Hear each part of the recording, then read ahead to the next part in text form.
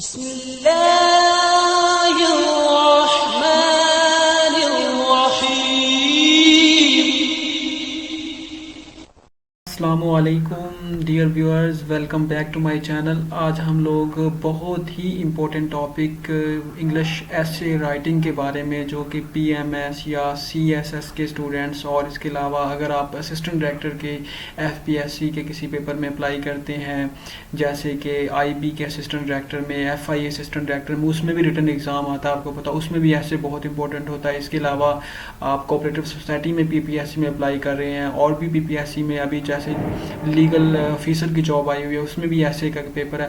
तो ऐसे बहुत ही इंपॉर्टेंट, और सबसे ज़्यादा स्टूडेंट ऐसे राइटिंग में फेल होते हैं, क्योंकि हम लोग जो ऐसे एफएससी या मैट्रिक, क्योंकि मोस्टली लोगों का इंग्लिश के साथ टच एफएससी तक रहता है, और उसके बाद जब वो बीएससी के सेमेस्टर वाइज में जाते हैं साइंस बैकग्राउंड के साथ, या वो मतलब और किसी में, तो अगर उनके बीए नहीं कर रहे तो उनके लिए वहाँ पे इंग्लिश तो होती नहीं है, उनके लिए साइंस सब्जेक्ट होते हैं, या जिस वो मतलब ख़ास एक डिमेंशन में वो डिग्री कर रहे हैं उसी के सब्जेक्ट्स होते हैं।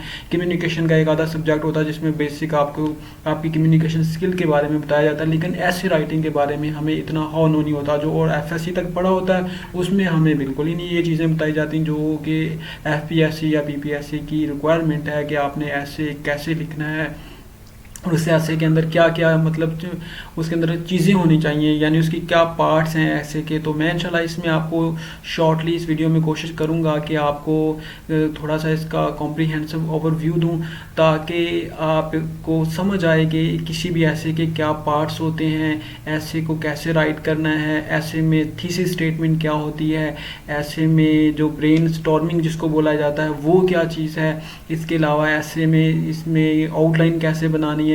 तो इंशाल्लाह मैं इसके बाद भी वीडियोस बनाऊंगा जिसमें हम प्रैक्टिकली कुछ एसेस की टाइप्स के बारे में डिस्कस करेंगे, ऐसे की मतलब जो 2500 रिक्वायरमेंट्स ऑफ वर्ड्स होती है उसके बारे में मैं आपको बताऊंगा कि वो हमने कैसे करनी है, कनेक्टर के बारे में बताऊंगा, यानी काफ़ी चीज़ें इंशाल्लाह हैं। लेकिन अभी इस वीडियो को स्टार्ट करते हैं ताकि हमें इसमें से थोड़ी सी अभी ये तो पता चले कि ऐसे असल में होता क्या चीज़। तो मैंने इसकी एक आउटलाइन बना दी है, आपको भी बताऊंगा कि ऐसे में आउटलाइन कैसे बनानी होती है, क्योंकि ये एफपीएससी और पीपीएससी की रिक्वायरमेंट होती है कि किसी भी ऐसे को लिखने से पहले आप उसकी आउटलाइन बनाएं। पीपीएससी तो पीएमएस में मतलब वो मेंशन करता है, कहता भी आपने पहले आउटलाइन बनानी है फिर आपने ऐसे लिखना है। तो दोस्तों ये मैंने एक इसी टॉपिक की एक छोटी सी आउटलाइन बनाई, आप इस आउटलाइन को देखना है। इसमें हम क्या क्या कवर करेंगे, हम इसमें कवर करेंगे कि इंग्लिश ऐसे राइटिंग के बारे में, कि ब्रेन स्टॉर्मिंग क्या होती है।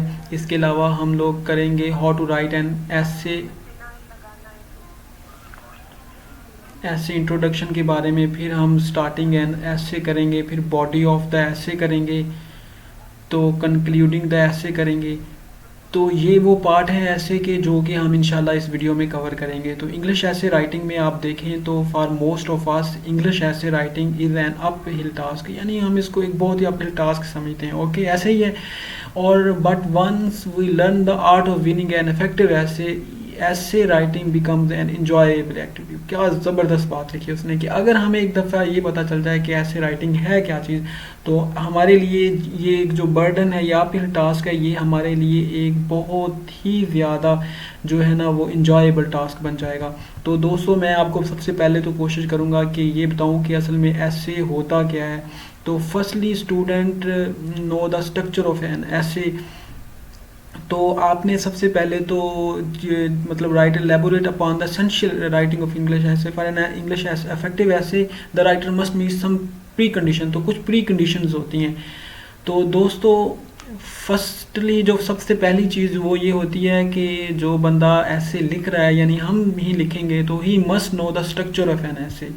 तो उसको ऐसे लिखने से पहले मतलब कोई भी आप तहरीर लिख रहे हैं तो उसमें आप उस तहरीर का आप ऐसे लिख रहे हैं तो उसमें उसका स्ट्रक्चर का मालूम होना आपको ज़रूरी है कि कौन सी चीज़ उसका हेड है, कौन सी इंट्रोडक्शन जो उसका हेड होता है उसकी कौन सी चीज़ उसकी बॉडी है, कौन सी चीज़ उसकी लेग्स है। बॉडी ले लें इंसान की, तो उसमें भी उसके पार्ट्स होते हैं, यानी हेड होता है, उसकी सेंट्रल बॉडी होती है, फिर उसकी लेग्स आती हैं, फिर फीट आते हैं। तो उन चीज़ों को अगर एक्यूरेटली हम एक बनाएंगे, उसका एक जो इमेज बनाएंगे, अगर उन चीज़ों को मतलब हम सही जगह पे लगाएंगे तब ही वो एक मुकम्मल मतलब जो ह्यूमन बॉडी बनेगी, वरना तो वो मतलब अजीब सी शेप बन जाएगी। तो इसी तरह जो ऐसे होता है उसका भी एक स्ट्रक्चर होता है। जब तक हम उसकी सभी चीज़ें उस स्ट्रक्चर में नहीं लाएंगे तो आपने कितना भी अच्छा कंटेंट लिखा, कितने भी अच्छी इंग्लिश लिखी, कितने भी अच्छे इंग्लिश के वर्ड्स लगाए, वो आपके किसी काम नहीं आएंगे। तो दोस्तों सबसे पहला जो चीज़ होता है वो ऐसे में वो उसका इंट्रोडक्टरी पैराग्राफ होता है नंबर 1 पे। Okay, and how to write, तो और इसके बारे में हम देखते हैं कि उसको कैसे लिखना है और क्या चीज़ होती है, what should be written in the body of essay. फिर दूसरी चीज़ होती है कि हमें जो मेन चीज़ होती है वो ऐसे की बॉडी होती है जिसमें हम मल्टी पैराग्राफ लिखते हैं, तो वो कैसे उसमें वो बॉडी लिखनी है। और लास्ट जो चीज़ होती है किसी भी ऐसे में दोस्तों वो होती है उसका कंक्लूड करना। तो जिस चीज़ का कंक्लूजन जितना बेहतर होगा वो उतनी ही इफ़ेक्टिव होगी, क्योंकि किसी भी चीज़ का कंक्लूड करना बहुत ज़रूरी है। आप इवन के मैं एक लास्ट में पढ़ रहा था एक टॉपिक इसमें प्रोजेक्ट मैनेजमेंट में, तो उसमें भी उसने बताया हुआ था कि प्रोजेक्ट की कंक्लूजन बहुत ज़रूरी होती है, यानी उसको जो उसका एंड करना, ताकि उसमें से जो चीज़ें हमने हाईलाइट की हैं उसको मतलब एक दफ़ा दोबारा रिवाइज करना, उसमें से कौन सी चीज़ें जिनको बेटर किया जा सकता है, यानी आप उसकी एक शॉर्टली मतलब हाइलाइट्स दे रहे होते हैं कि ये चीज़ें हमने डिस्कस की इसमें, और इसमें से ये हमने सजेस्ट किया, और जो मतलब इसमें ये चीज़ें इंप्रूवमेंट की जा सकती हैं। तो ये कंक्लूजन भी बड़ा ज़रूरी होता है। अगर ये 3 चीज़ें इंट्रोडक्टरी पैराग्राफ, बॉडी और आपका कंक्लूजन, यानी ये 3 जो चीज़ें हैं इसी तरह तरतीब में आनी चाहिए। और अदर जो चीज़ बहुत ज़रूरी है, यानी जो कि मोस्टली स्टूडेंट इस चीज़ को इग्नोर कर देते हैं, वो होती है writer must understand the topic of the ऐसे। मोस्टली होता ये है कि जब वो 10 ऐसे आया होता है एक पेपर ऐसे का, तो आप उसमें से टॉपिक को अंडरस्टैंड ही नहीं करते, बस पहले वर्ड्स को देखते हैं फ़ौरन ऐसे लिखना शुरू कर देते हैं। ये नहीं देखते उसने किस डिमेंशन में पूछा हुआ है, क्या चीज़ पूछी हुई है। तो आपने जब भी कोई ऐसे लिखना है पहले तो उसका स्ट्रक्चर का आपको मालूम होना चाहिए। स्ट्रक्चर के बाद जो दूसरी चीज़ अहम है वो ये है कि आपको ऐसे के टॉपिक का भी पता होना चाहिए कि आप किस चीज़ पे ऐसे लिख रहे हैं। आप वेमेन राइट्स पे लिख रहे हैं, आप इसके ऊपर क्या नाम है टेररिज्म पे लिख रहे हैं, आप इस्लामिक जो इस्लामोफोबिया पे लिख रहे हैं, इस्लामोफोबिया के किस डिमेंशन को पूछा है उसने, वेस्टर्न व्यूज़ को पूछा है, इस्लामिक व्यूज़ को पूछा है, वो किस डिमेंशन में क्या पूछना चाहता है। यानी इररेलेवेंट मटेरियल नहीं आप लिखना, आपने टॉपिक को देखना है, टॉपिक के लिहाज से ही अपने ब्रेन स्टॉर्मिंग करनी है। ब्रेन स्टॉर्मिंग के आगे मैं आपको बताता हूँ ये क्या चीज़ होती है, तो वो बड़ी ज़रूरी होती है किसी भी ऐसे को लिखने के लिए। तो इन शॉर्ट मैं आपको ये बताता हूँ कि there should be a complete understanding of the topic. If you are meeting these prerequisites congratulation, then you are good to go. तो अगर आप इन चीज़ों को जान गए हैं जो मैंने अभी चीज़ें बताई हैं तो आपको बहुत मुबारक हो, आप इंशाल्लाह आगे जाके एक अच्छा ऐसे लिखेंगे। अभी मैं आपको मज़ीद चीज़ें भी बताता हूँ। तो अभी तो हम सबसे पहले ये देखते हैं कि ऐसे होता क्या है। तो ऐसे का जो मतलब होता है दोस्तों, a short piece of writing on a particular subject, इसको ऐसे कहते हैं। ये मैंने देखा आपको ये ऑरेंज कलर में मैंने इसको हाईलाइट किया हुआ है कि ऐसे असल में होता क्या है, कि essay means a short piece of writing on a particular subject, इसको कहते हैं। It also means an attempt और एफर्ट, कि असल में किसी भी पर्टिकुलर टॉपिक कोई ख़ास आपको डिमेंशन दे दी गई, आपको इस्लामोफोबिया दे दिया गया, आपको जनाब ग्लोबलाइजेशन दे दी गई। जैसे अभी जो लास्ट 22 में ऐसे आया हुआ था तो उसमें उसने ग्लोबलाइजेशन ऑफ मार्केट्स के बारे में पूछा हुआ था, यानी एक सिंपल मार्केट्स की ग्लोबलाइजेशन के बारे में पूछा हुआ था। वहाँ पे आपने पूरा ग्लोबलाइजेशन पे ऐसे नहीं लिखना, यानी एक ख़ास डिमेंशन दी हुई है तो आपने एक ख़ास टॉपिक के बारे में उसका कंप्रीहेंसिव ओवरव्यू देना, उसका इंट्रोडक्शन बताना, उसकी बॉडी बतानी, उसके अंदर उसका कंक्लूड करना, और फिर आखिर में आपने जो मेन चीज़ है उसको जब टॉपिक को सिलेक्ट किया शुरू में तो आपने उसको क्या अंडरस्टैंड किया। तो ऐसे असल में बेसिकली होता है short piece of writing on a particular subject, it also mean an attempt और एफर्ट। तो ये तो ऐसे की डेफिनेशन थी, क्योंकि आप किसी भी बारे में कुछ काम कर रहे हैं तो कम से कम आप उसको मीनिंग तो आना चाहिए कि ऐसे असल में मीनिंग ऐसे का क्या होता है। तो ऐसे होता है short piece of writing on a particular subject.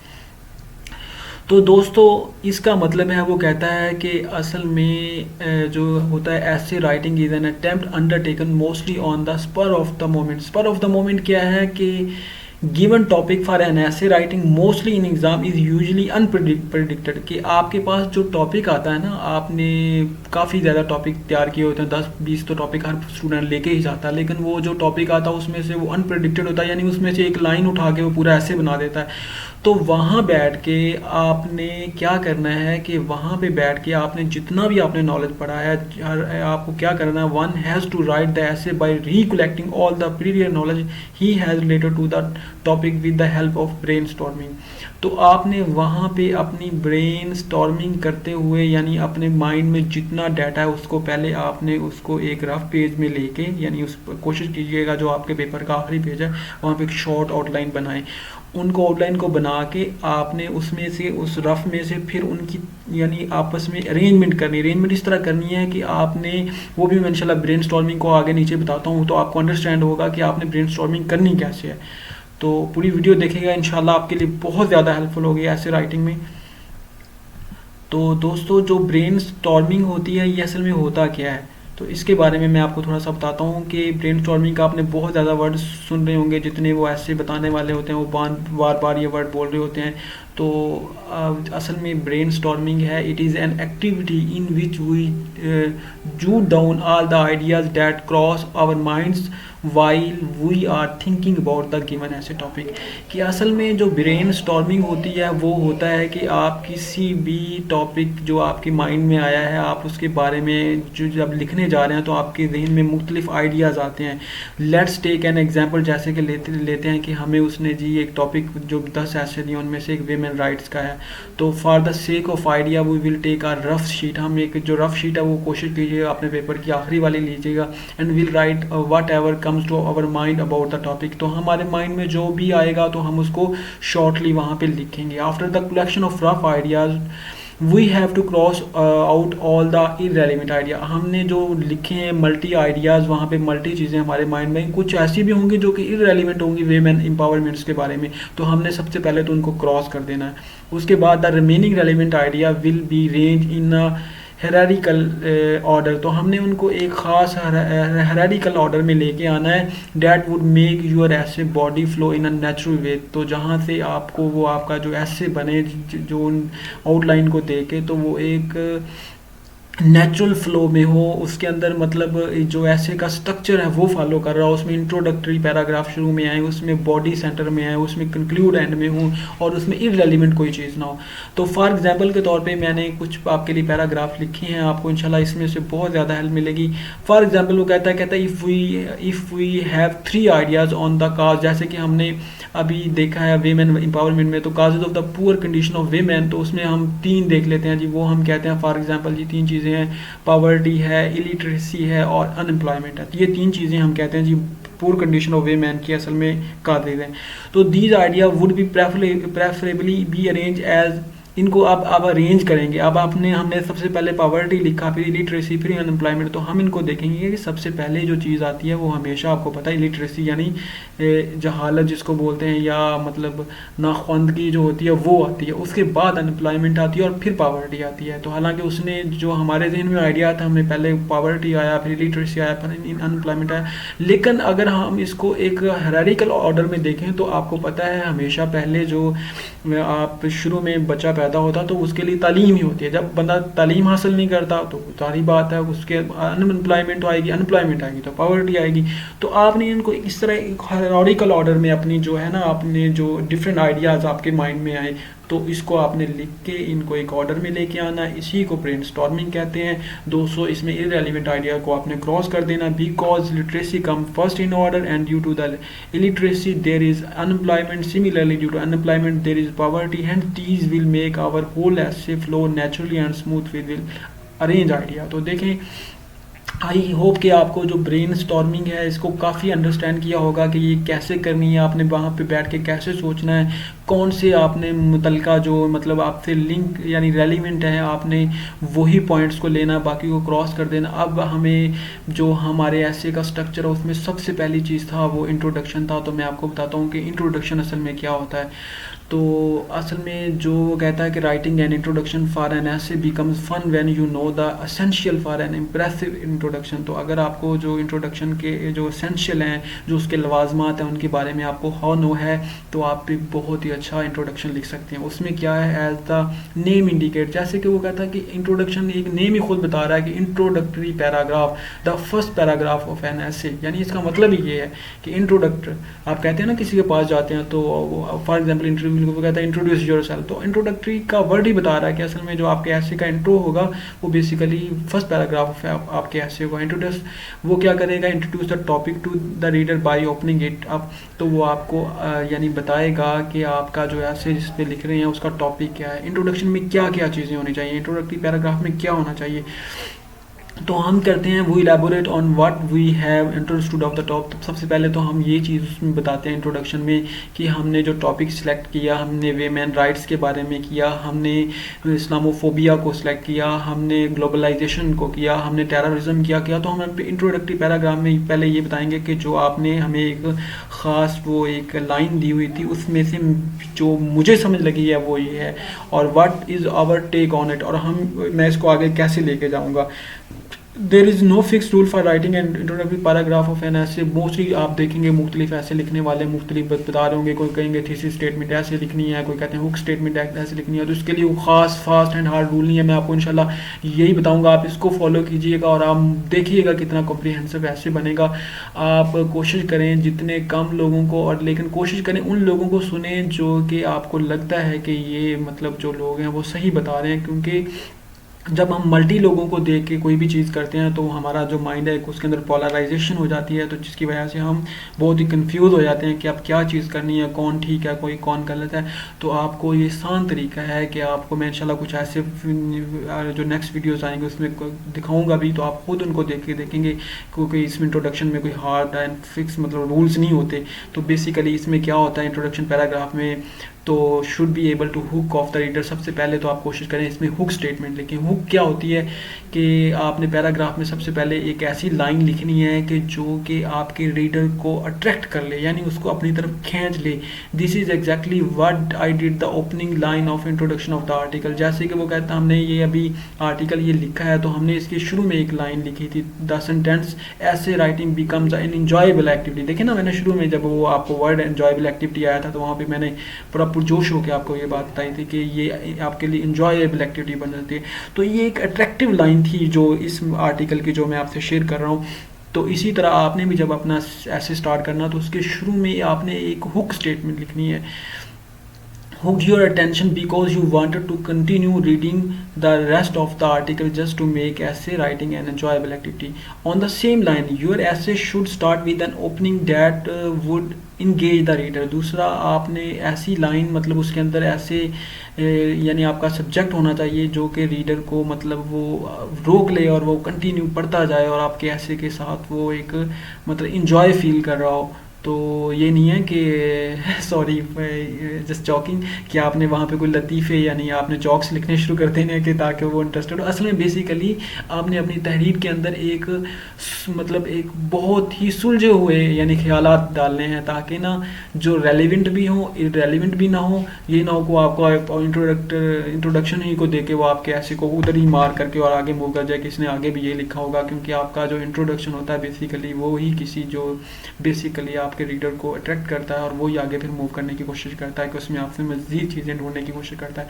तो स्टार्टिंग एंड ऐसे में मैंने कहा introduction you can start your ऐसे, जैसे कि वो कहता है by posing a direct question आप करके कर सकते हैं, नरेटिंग एन एनेक्डोट मतलब आप, और इसके अलावा शेयरिंग सम फैक्ट्स आप करके, या simply with a general opening कर सकते हैं। स्टार्ट एन ऐसे द वे यू लाइक, यानी कोई मतलब फिक्स नहीं है। बाज़ लोग कहते हैं जी आप पहले कोटेशन लिखें फिर लिखें, तो अगर आपको कोटेशन नहीं आती तो कोई मसला नहीं, आपको एनेक्डोट नहीं कोई आता तो कोई मसला नहीं, आपने शेयरिंग कोई थॉट नहीं आ रहा तो कोई मतलब आप सिंपल एक लाइन के साथ जो थोड़ी सी अट्रैक्टिव है, जैसे कि हमने एक सिंपल लिखा कि अगर if you know the structure of an essay, then the essay writing will be become an enjoyable activity for you. देखिए एक छोटी सी लाइन थी, इसमें ना तो किसी का कोई मतलब कोटेशन थी, ना कोई इसमें कोई खास शेयरिंग थॉट थे, एक सिंपल लाइन थी लेकिन अट्रैक्टिव थी। तो आपने मतलब ये कोटेशनें ढूंढने, इन चीज़ों में अपना टाइम भी ज़्यादा वेस्ट नहीं करना। अगर आपके पास टाइम नहीं है तो आप सिंपल लेकिन अट्रैक्टिव हुक स्टेटमेंट के साथ अपना ऐसे स्टार्ट करें। सबसे पहले मैं इंशाल्लाह अपनी नेक्स्ट वीडियो में आपको ना ऐसे का एक पेज पे पूरा फिर ये दिखाऊंगा कि हुक स्टेटमेंट, फिर उसके बाद क्या क्या इंट्रोडक्शन में आने चाहिए। तो इंट्रोडक्शन में सबसे पहले आपकी जो चीज़ आती है वो हुक स्टेटमेंट आती है कि आपने अच्छी और एक बहुत ही अट्रैक्टिव पॉजिटिव मतलब लिखनी है। तो जो एक सिंपल स्टेटमेंट भी हो सकती है, उसमें ज़रूरी नहीं है कि किसी के आप कोटेशन लिखें या एनेक्डोट करें या शेयरिंग सब किसी के थॉट्स करें। तो आप अपनी ही मतलब सिंपल से एक लाइन भी लिख सकते हैं, लेकिन थोड़ी सी अट्रैक्टिव हो, मीनिंगफुल हो। Within the introductive paragraph of the essay you have to mention the thesis statement. अब असल में जो थीसिस स्टेटमेंट, अब मोस्टली लोग तो इसमें कंफ्यूज हो जाते हैं, क्योंकि वो देखते हैं, वो कहते हैं वो थीसिस लिखना पड़ेगा। तो दोस्तों कोई थीसिस नहीं, थीसिस स्टेटमेंट असल में होती है स्टेटमेंट ऑफ द टॉपिक। जो आप टॉपिक लिख रहे हैं उसके बारे में आप असल में थोड़ा सा बता रहे होते हैं कि आप असल में जो अभी हम लिखेंगे उसमें किस चीज़ के बारे में लिखेंगे। टेररिज्म के बारे में लिखेंगे, विमेन राइट्स के बारे में लिखेंगे, यानी जो आपका वो वर्ड्स होगा ना वो बताएगा कि असल में ये जो नौजवान, ये जो मतलब राइटर है, ये असल में बेसिकली इस टॉपिक के बारे में लिखना चाहता है। क्योंकि आपने ऐसे का जो टॉपिक दे दिया, आपने आउटलाइन लिख दी, लेकिन इंट्रोडक्टरी में तो वो आपको बेसिकली आपका पैराग्राफ जो पहला वो यही बताएगा ना। उसमें जब स्टेटमेंट में आप वो वर्ड्स लेके आएंगे, थीसिस स्टेटमेंट लेके आएंगे। थीसिस स्टेटमेंट यानी वो, जैसे कि नीचे मैंने 2-3 बनाई भी हुई, इंशाल्लाह आपको वो हेल्पफुल होंगी। The thesis statement define the dimension of your ऐसे। जो आपकी थीसिस स्टेटमेंट होती है वो आपके ऐसे की डिमेंशंस यानी उसकी वो सिमत बताती है। In other words help the reader to understand the ambit और स्कोप ऑफ योर ऐसे, कि वो आपके ऐसे के स्कोप के बारे में मतलब आपको बताती है कि आप किस सिमत में जाएंगे, आप क्या लिखेंगे, आपका एम क्या है इसमें राइटिंग में। तो जैसे फॉर एग्जांपल मैं एक एग्जांपल के तौर पे भी आपके लिए एक एग्जांपल लिखी है। मैंने ये आर्टिकल को बहुत ज़्यादा कम आपके लिए एक इंजॉयबल एक्टिविटी बनाने की कोशिश की है। अल्लाह करे आपके लिए बहुत हेल्पफुल हो। तो for example we write the thesis statement on women right, women empowerment पे हम लिख रहे हैं। तो हमने इसकी जी ये एक थीसिस स्टेटमेंट इस तरह लिखते हैं कि women empowerment remain a pipe dream in Pakistan due to the multifarious reason like patriarchy, religious जो है मिस इंटरप्रिटेशन, लैक ऑफ जो है पॉलिटिकल विल। ये सर्टन फैक्टर हैं जो हम कहते हैं कि ये असल में रीज़न है। तो ये देखें कितनी अच्छी, यहाँ से पता चल गया कि हमें वीमेन एम्पावरमेंट्स के बारे में बात कर रहे हैं। तो ये जो एक वीमेन एम्पावरमेंट का वर्ड है, ये हमारा जो थीसिस स्टेटमेंट है उसके जो पूरा ये पैरा ये एक सेंटेंस है, ये बता रहा है कि ये जो बंदा असल में बेसिकली वीमेन एम्पावरमेंट के बारे में बात कर रहा है, लेकिन उसके साथ ये सर्टन उसके फैक्टर भी बता रहा है कि इन वजह से पाकिस्तान में रिमेन अ पाइप ड्रीम, यानी अभी तक ये एक मतलब ख्याली ख्वाब ही बना हुआ है। तो उसकी रीजंस ये हैं। तो ये इसका असल में जो टॉपिक में ये डिस्कस बंदा करना चाहता है वो ये करना चाहता है। तो hence the reader will quickly understand that you are going to discuss the factor behind the issue and देखिए ना the suggestion to improve the suggestion के आप सिंपल वो मैंने एम्पावरमेंट के बारे में नहीं, बल्कि आप ये जो इसके फैक्टर्स हैं, मल्टीफेरियस फैक्टर रीजंस हैं, वो डिस्कस करेंगे। फिर आप से वो ये भी एक्सपेक्ट कर रहा है कि आप जो है इसके बारे में कुछ अपनी सजेशन और इम्प्रूवमेंट भी ज़रूर बताएंगे। तो an impressive thesis statement does not exceed to 2 lines, कि जो आप थीसिस स्टेटमेंट लिखेंगे ये 2 कोई 3 लाइन से ज़्यादा नहीं होनी चाहिए। 1-1.5 लाइन में भी लिख लें तो अच्छी है, अगर आपकी वो कम्प्रीहेंसिव है, उसमें आपके वर्ड की चॉइस अच्छी है तो। लेकिन आपने इस वर्ड से आइंदा कंफ्यूज नहीं होना। इंशाल्लाह आपको ये बहुत ही अच्छी तरह ये word thesis statement I think आ गया होगा। सेकंड नंबर पे जब आप इंट्रोडक्शन पैराग्राफ जिसमें आप हुक स्टेटमेंट, बाद में थीसिस स्टेटमेंट, और तीसरे पे उसी इंट्रोडक्शन में आप थोड़ा सा अपने टॉपिक को एलेबोरेट करेंगे कि यानी इसमें हम क्या क्या डिस्कस करेंगे। और फिर उसके बाद आप बॉडी ऑफ द ऐसे यानी ऐसे की मेन बॉडी शुरू कर देंगे, जिसमें आप अपने डिफरेंट पैराग्राफ लिखेंगे। After the introduction comes to the body of the essay, the body contain various paragraph. तो बॉडी ही असल में आपका ऐसे होता है जिसमें मल्टी पैराग्राफ होते हैं। तो फॉर एग्जाम्पल कहता है on the factor behind the poor situation women we will write about illiteracy in 1 paragraph. जैसे कि हम वीमेन के बारे में हमने ऐसे एक मतलब ये सोचा कि हम सिचुएशन और पुअर सिचुएशन वीमेन के बारे में ऐसे लिख रहे हैं, तो हम उसमें जो हमारे पैराग्राफ वो आ सकते हैं। सबसे पहले इलिटरेसी इन 1 पैराग्राफ में आएगा, जैसे कि हमने वो ब्रेन स्टॉर्मिंग की थी। फिर अनएम्प्लॉयमेंट इन द नेक्स्ट में आएगा, फिर पॉवर्टी आफ्टरवर्ड आएगा। यानी उसी तरह उनकी तरतीब में हम उन पैराग्राफ को लेते जाएंगे। The whole paragraph should discuss one aspect only, ठीक है।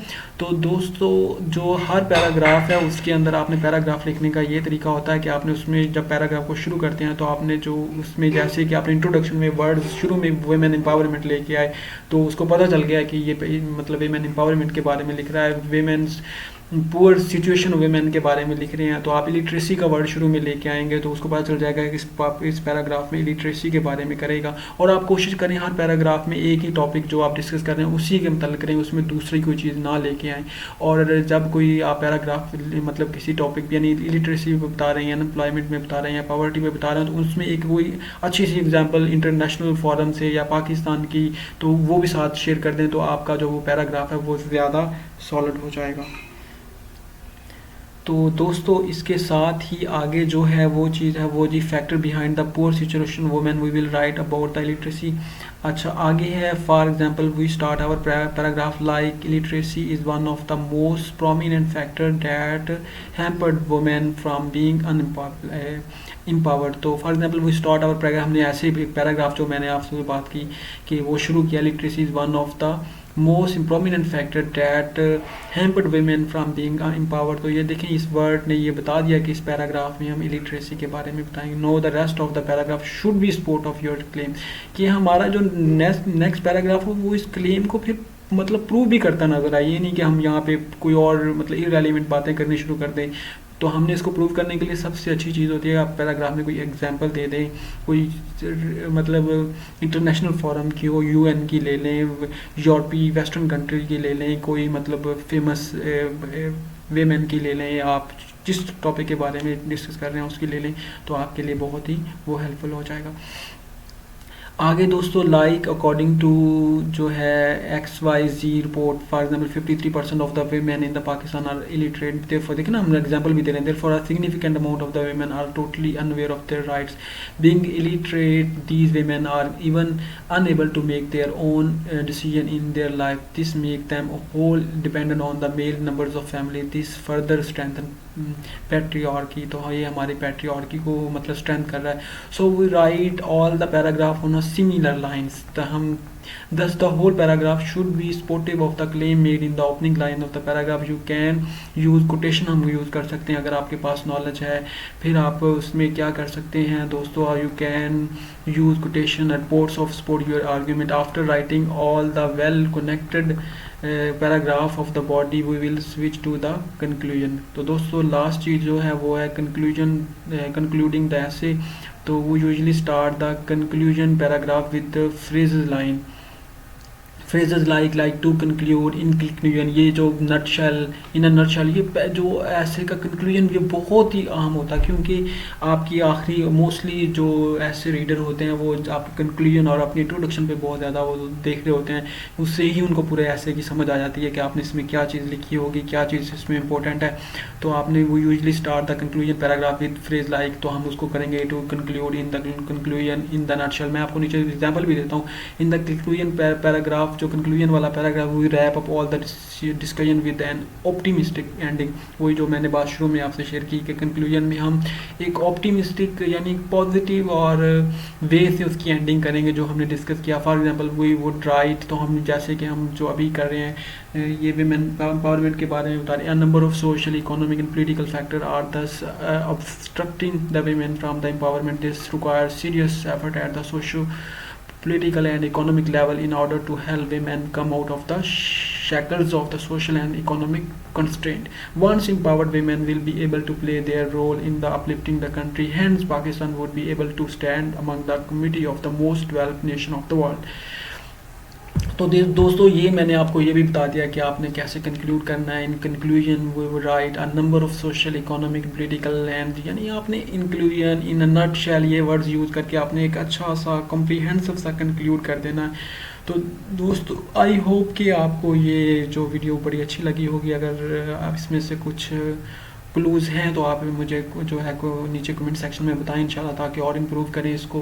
तो आप प्लीज़ इसको दोस्तों से शेयर करें, किसी की मदद करेंगे तो इंशाल्लाह अल्लाह आपकी मदद करेगा।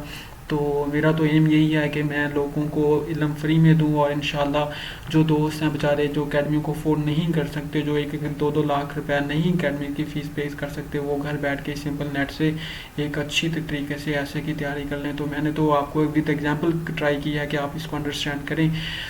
तो आई होप कि आप I am able to make you understand the basic structure of and technique of English essay writing. Still if you have any query you may comment below. तो दोस्तों इसी के साथ thanks for watching this video. तो आप best record Wasim Abbas साहब आपको कह रहे हैं जी, तो मेरी तरफ से आपको बेस्ट रिकॉर्ड सर। तो आप प्लीज़ इस चैनल को सब्सक्राइब करें, दोस्तों से शेयर करें। इंशाल्लाह नेक्स्ट वीडियो में हम लोग बेसिकली एक पेज पे हम बाकायदा तौर पे ऑनलाइन में बनानी आपको सिखाऊंगा। फिर मैं आपको 2500 जो वर्ड्स होते हैं उसके बारे में बताऊंगा कि वो हमने कैसे करने हैं। फिर मैं इसमें आपको कनेक्टर वर्ड्स के बारे में बताऊंगा। तो काफ़ी इंटरेस्टिंग वीडियो है ऐसे के बारे में। तो अपना ख्याल रखें, तब तक फी मान अल्लाह।